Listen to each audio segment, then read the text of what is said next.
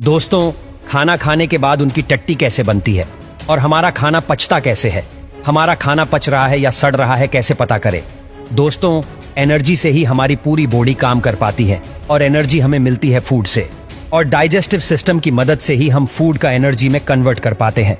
हम तो सिर्फ खाना खाते हैं और वॉशरूम जाकर वेस्ट को बॉडी से बाहर निकाल देते हैं, लेकिन खाने से लेकर वॉशरूम जाने तक हमारा डाइजेस्टिव सिस्टम बहुत ही ज्यादा मेहनत करता है।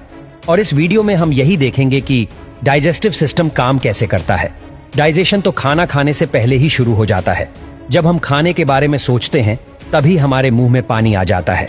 वो पानी नहीं होता है, उसे सलाइवा कहते हैं। जब हम खाना चबाते हैं तब दांत की मदद से हम फूड को छोटे छोटे पीसेस में ब्रेक कर देते हैं और साथ ही खाना और सलाइवा मिक्स हो जाते हैं। हमारे मुंह के अंदर सलाइवरी ग्लैंड्स होते हैं जो सलाइवा बनाते हैं और रिलीज भी करते हैं। सलाइवा में कुछ एंजाइम्स होते हैं जो कार्बोहाइड्रेट्स और फैट्स का डाइजेशन मुंह के अंदर ही शुरू कर देते हैं, और सलाइवा की मदद से खाना सॉफ्ट और स्मूथ हो जाता है, जिससे ये फूड पेट में आराम से जा पाता है। इस चबाए हुए खाने को बोलस कहते हैं और जुबान बोलस को गले में ढकेल देती है। गले में दो रास्ते होते हैं, एक लंच का रास्ता और दूसरा पेट का रास्ता। अब बोलस को यहाँ से जाना होता है पेट में, पर दो रास्ते होने की वजह से बोलस लंग्स में भी जा सकता है और पेट में भी जा सकता है। अगर बोलस लंग्स में चला जाता है तो दिक्कत हो सकती है, और यही काम आता है एपिग्लॉटिस। एपिग्लॉटिस दरवाजे जैसा होता है जो हवा की नली पर लगा होता है। वैसे तो एपिग्लॉटिस हमेशा ही खुला रहता है, लेकिन जब हम खाना खाते हैं या पानी पीते हैं तब एपिग्लॉटिस बंद हो जाता है, और तब खाना या पानी हवा की नली में नहीं जा पाते हैं और इस तरह बोलस फूड पाइप में आ जाता है। फूड पाइप को ईसोफेगास भी कहते हैं।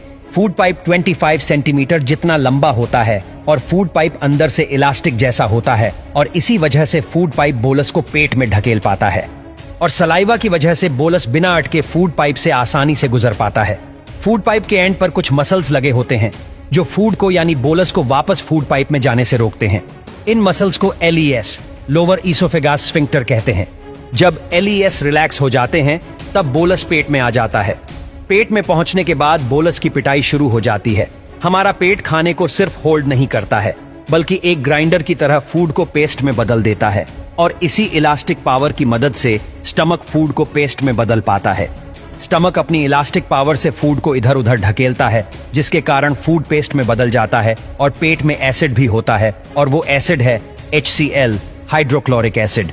दोस्तों, HCl बहुत ही ज्यादा स्ट्रांग होता है, और पेट के मसल्स को HCl से बचाने के लिए पेट में म्यूक्स रिलीज किया जाता है, जो HCl को पेट के मसल्स के साथ रिएक्ट करने नहीं देता है। HCl का काम होता है फूड को डाइजेशन के लायक बनाना, और दूसरा काम होता है डाइजेस्टिव एंजाइम्स बनाना। HCl के कारण पेप्सिन एंजाइम बन पाता है जो प्रोटीन्स को एमिनो एसिड में बदल देता है, और फूड में जितने भी बैक्टीरिया होते हैं सभी पेप्सिन की वजह से मर जाते हैं, और फिर दूसरा एंजाइम्स रिलीज होते हैं जो फैट्स को और कार्बोहाइड्रेट्स को डाइजेस्ट करने लायक बनाते हैं। तो पेट में फूड 6 से 8 घंटे के लिए रहता है, और इन 6 से 8 घंटे में फूड लिक्विड में बदल जाता है। इस लिक्विड को काइम कहते हैं। तो काइम 6 से 8 घंटे बाद चला जाता है स्मॉल इंटेस्टाइन में, पर स्मॉल इंटेस्टाइन में जाते समय काइम बाइल जूस और पैनक्रिएटिक जूस के साथ मिक्स होता है।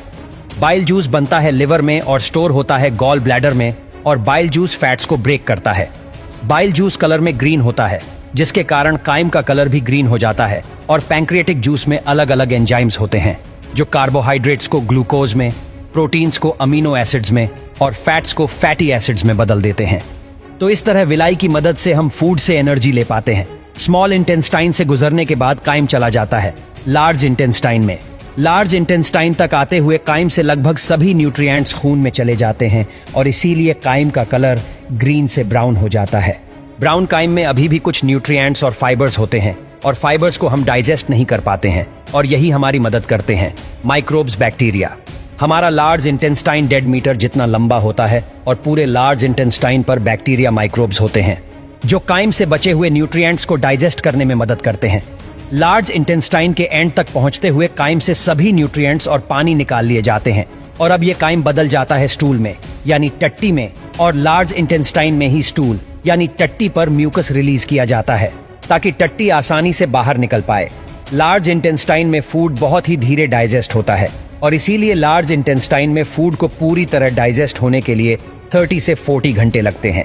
फिर 30 से 40 घंटे बाद स्टूल चला जाता है रेक्टम में, जो कि टट्टी को स्टोर करता है। और जब रेक्टम भर जाता है तब हम वॉशरूम जाकर उसे खाली कर देते हैं। तो इस तरह फूड डाइजेस्ट होकर बाहर निकल जाता है।